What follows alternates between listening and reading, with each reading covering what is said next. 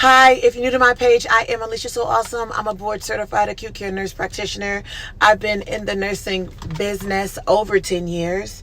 I recently just moved from one state to another, and I've been taking y'all with me on my journey.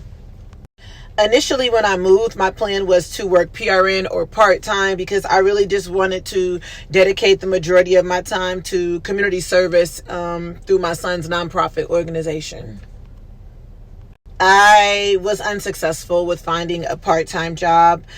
I was unsuccessful with finding a PRN NP job. I did find like a part-time education job, but when I interviewed for the education job, they immediately told me they wanted me to work full-time, and yeah, they don't pay educators good enough, in my opinion.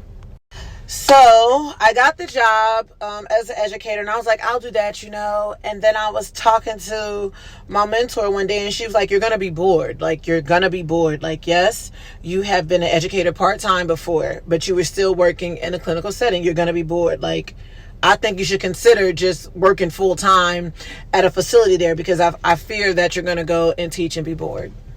Tour knows me very well, so I'm like, bam, okay, fine, like, I'll keep looking. I had a bunch of interviews and got hired at a couple of places, but I was very particular about what I wanted to do, very particular, because I'm just at that point in my nursing career. I have the experience, I have the certifications. There's not any part in the acute care setting I cannot work as a nurse or as a NP. So I was very, very, very particular about taking a job. I was very hesitant because here NPs work 5 days a week. They work 5 days a week. They're 7 to 3, right? And I'm used to working 3/12s. So the first job I got hired for in a clinical setting was like a flip-flop, which means that I kind of fill in when the residents need my help, but it was a flip-flop between night shift and day shift, and that's a no-go. So the answer for that was no. The second job I got was an inpatient clinical setting job, 5 days a week, like I told you guys, and I took the job, and I worked there consistently for, outside of orientation, probably like a month. It was for general surgery. Where I come from, general surgery is under the trauma umbrella. So trauma took care of, like, the trauma surgeons did abdominal, right? So we would have like the lap choles, we would have all the stuff, right? Appendectomies. So this job that I took here was specifically for gen surge.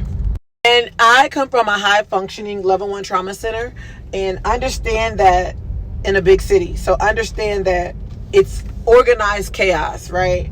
So I went from a facility like that to a smaller facility that was just ran differently than what I was accustomed to.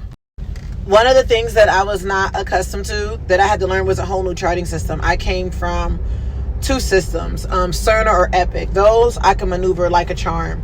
This facility did not have a charting system of either of those, which was a barrier for me. Also, the charting system they used was on like Internet Explorer, and that's a big difference for me. Also, the providers that I work with, some were very much open and very kind, and others were not, which I come from a teaching facility.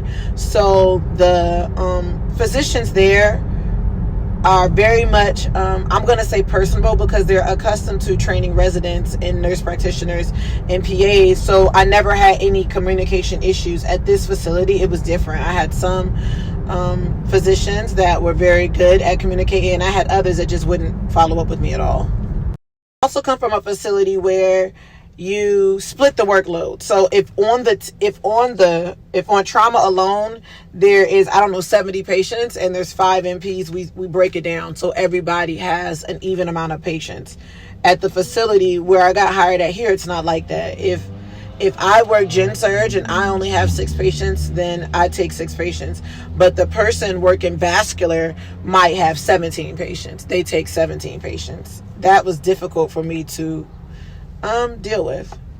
So it is common courtesy for the other NPs to ask, like the NPs that have more of a heavier workload, like, how can I help? Like, give me some patience. What I came to find out at that facility, because that's how they work, is because they kind of felt like they knew the patients, they didn't feel like they had to give them up, or they were trying to be courteous, basically. Like, I am the vascular NP, I have 17 patients a day. I mean, you can take 1 or 2, but I really don't want you to take too many. They're trying to be courteous. But for me, it was difficult to watch somebody rip and run all day behind a heavy workload, and then me having 6 patients is like, it just felt really strange to me. I also was the only one look like this. I come from a well-versed team.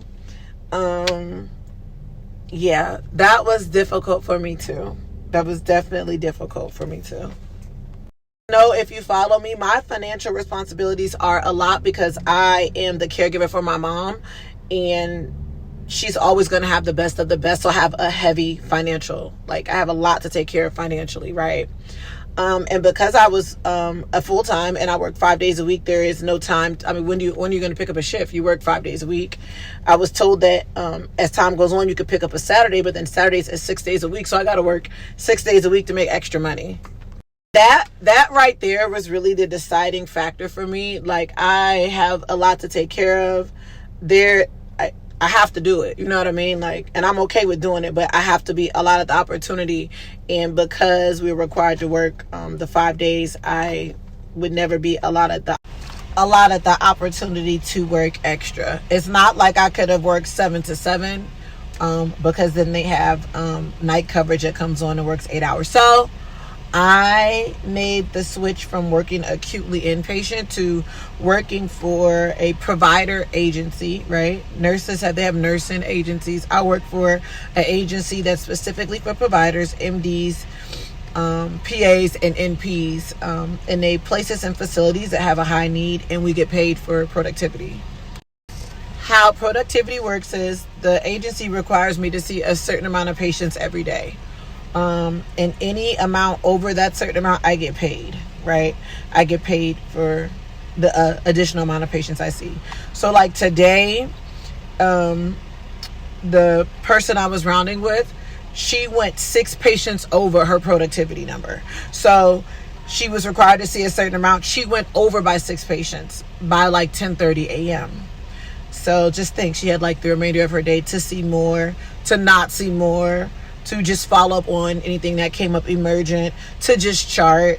And basically, if you're somebody that's in NP school, when they educate you, specifically acute care NPs, I'm not for sure about the other specialties, but when they educate you on acute care NPs and they tell you how to get the coins, how to get the money, they're going to tell you about productivity. I know there are like urgent cares, and there are other facilities that pay for productivity, and this is how they're able to encourage advanced practice providers to see more patients and also be more thorough, because you get paid out that way. Initially, I was super scared to make the transition. The female that hired me, she basically broke it down to me like, this is how you get the coins. This is how you get paid for your education, your knowledge. This is how you get paid for it. It's always nice to work for a facility and get an hourly rate and to get a salary, yes, but this is how you get paid for your knowledge, verbatim, based on how you're caring for the patients and your productivity. So yeah, I will keep you guys updated. So far, so good. I love it. Today I saw my patients and I was allowed to leave before lunchtime, and just go home and chart. Perfect for me.